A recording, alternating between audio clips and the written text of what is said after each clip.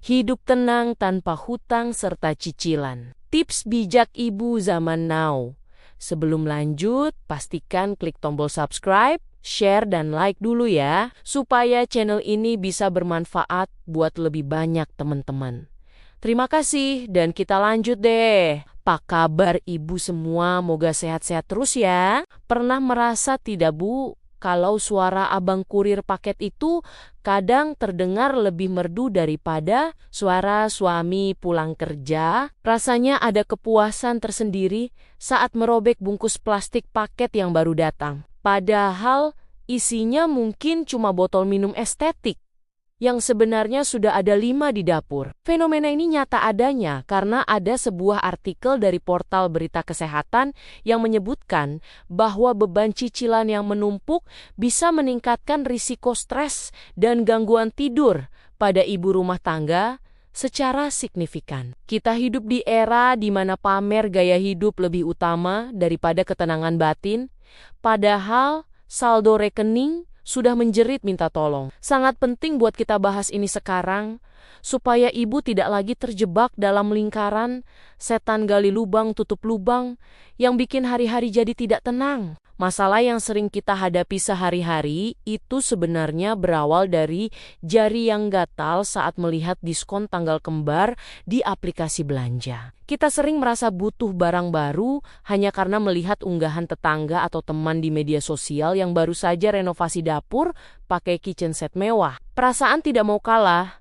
Ini yang sering bikin kita memaksakan diri membeli sesuatu yang sebenarnya belum mampu kita beli secara tunai. Akhirnya kita memilih jalan pintas dengan klik tombol cicilan tanpa berpikir panjang bagaimana nasib uang belanja bulan depan. Gengsi itu memang mahal harganya, Bu. Sementara ketenangan jiwa tidak bisa kita beli di toko manapun. Bahkan dengan promo gratis ongkir sekalipun. Ibu harus paham kalau utang dan cicilan itu sebenarnya adalah cara kita meminjam kebahagiaan masa depan untuk kita gunakan sekarang juga. Kita merasa senang saat barang impian sampai di rumah, tapi kita sering lupa ada beban mental yang harus kita pikul selama berbulan-bulan atau bahkan bertahun-tahun ke depan. Memang benar kalau ada cicilan yang bersifat produktif seperti buat modal, usaha kecil-kecilan, atau beli rumah, tapi tetap saja itu adalah beban yang harus dipertanggungjawabkan. Intinya adalah bagaimana kita bisa membedakan mana yang merupakan kebutuhan pokok dan mana yang cuma keinginan sesaat demi validasi orang lain. Hutang bukan hanya soal nominal uang yang dipinjam, tapi soal kedamaian pikiran yang hilang setiap kali tanggal jatuh tempo semakin mendekat. Kalau bicara untung ruginya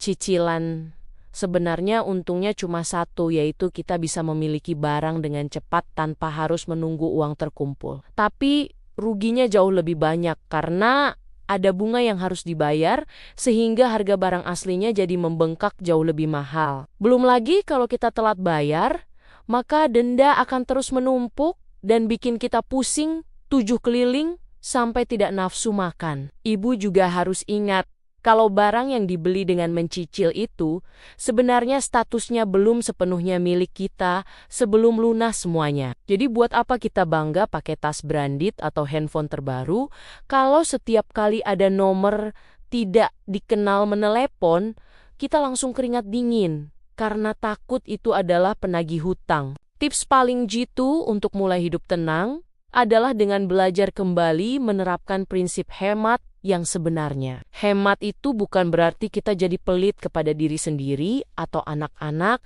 tapi lebih ke arah bijak dalam mengatur setiap rupiah yang masuk ke dompet. Ibu bisa mulai dengan mencatat pengeluaran harian dan memangkas hal-hal yang tidak perlu seperti jajan kopi kekinian setiap sore atau langganan aplikasi streaming yang jarang ditonton. Seni mengelola uang dapur agar tetap bisa makan enak tanpa harus berhutang adalah keahlian luar biasa yang harus dimiliki setiap ibu zaman now. Coba bayangkan, Betapa bangganya kita kalau bisa beli emas atau perabot baru dari hasil uang sisa belanja yang dikumpulkan sedikit demi sedikit tanpa ada beban tagihan. Menabung itu ibarat kita sedang membangun benteng perlindungan yang kuat untuk masa depan keluarga kita. Tidak perlu memaksa harus menabung dalam jumlah besar, yang penting konsisten meski hanya Rp10.000 setiap hari di dalam celengan. Uang tabungan ini akan sangat terasa manfaatnya saat ada keadaan darurat seperti anak sakit atau kebutuhan sekolah yang mendadak muncul tanpa diduga. Ibu akan merasa jauh lebih tenang kalau punya dana cadangan sendiri daripada harus lari ke pinjaman online yang bunganya bisa mencekik leher. Menabung itu bukan soal seberapa besar penghasilan kita, tapi soal seberapa kuat disiplin kita dalam menyisihkan uang sebelum dihabiskan untuk hal-hal yang tidak berfaedah. Kunci utama dari semua ini sebenarnya adalah belajar bersyukur dengan apa yang sudah Tuhan titipkan kepada kita saat ini. Kita sering terlalu sibuk melihat ke atas dan membandingkan hidup dengan orang lain yang kelihatannya jauh lebih mewah dan bahagia. Padahal kalau kita mau menoleh ke bawah, masih banyak sekali orang yang berjuang hanya untuk bisa makan 1 kali sehari saja. Rasa syukur akan membuat hati kita merasa cukup sehingga keinginan untuk membeli barang-barang yang tidak perlu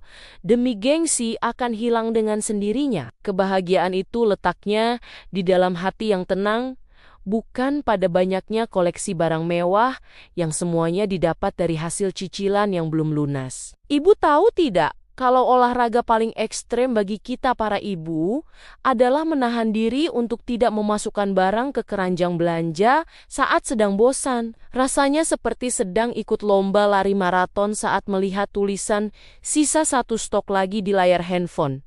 Padahal barangnya cuma sutil silikon warna-warni yang fungsinya sama saja dengan yang di dapur. Kita ini sering sekali jadi korban algoritma internet yang tahu banget kapan kita sedang galau dan butuh hiburan lewat belanja barang tidak penting. Ada satu contoh nyata teman saya yang mencicil air fryer terbaru hanya karena sedang viral.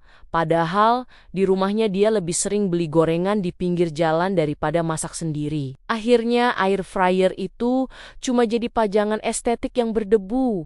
Sementara cicilannya tetap berjalan tiap bulan disertai omelan suami yang tidak henti. Sekarang saatnya kita mulai kontemplasi dan merenung sejenak tentang apa sebenarnya arti kebahagiaan yang sesungguhnya dalam keluarga kita. Apakah kebahagiaan itu ada pada barang-barang mati yang akan rusak pada waktunya, atau pada kedamaian saat berkumpul bersama anak dan suami tanpa beban pikiran? Hidup tanpa hutang itu adalah sebuah kemewahan yang hakiki, karena kita memiliki kebebasan sepenuhnya atas uang dan waktu yang kita punya. Ibu pasti bisa berubah dan mulai menata kembali keuangan keluarga dengan lebih bijak mulai hari ini juga, tanpa perlu menunda-nunda lagi. Tidak ada kata terlambat untuk mulai hidup sederhana, asalkan ada kemauan yang kuat untuk keluar dari zona nyaman yang sebenarnya menyiksa tersebut. Tetap semangat buat para ibu hebat yang sedang berjuang melunasi sisa tagihan atau yang sedang mulai belajar untuk tidak lagi menambah hutang baru. Masa depan yang cerah dan hari tua yang tenang dimulai dari keputusan kecil kita hari ini untuk berkata tidak pada cicilan yang tidak mendesak. Mari kita peluk rasa syukur dan nikmati setiap momen bersama keluarga dengan penuh keberkahan serta rasa cukup yang selalu menyertai setiap langkah kita. Percayalah bahwa rezeki akan terasa selalu cukup bagi mereka yang pandai bersyukur. Namun, akan selalu kurang bagi mereka yang terus mengikuti nafsu duniawi. Semoga kita semua selalu diberikan kekuatan untuk menjaga amanah keuangan keluarga dengan sebaik-baiknya agar hidup jadi lebih tenang dan penuh dengan kebahagiaan sejati. Demikian, terima kasih sudah mendengarkan ceritaku kali ini. Sampai ketemu lagi di cerita-cerita berikutnya. Tetap semangat ya ibu-ibu.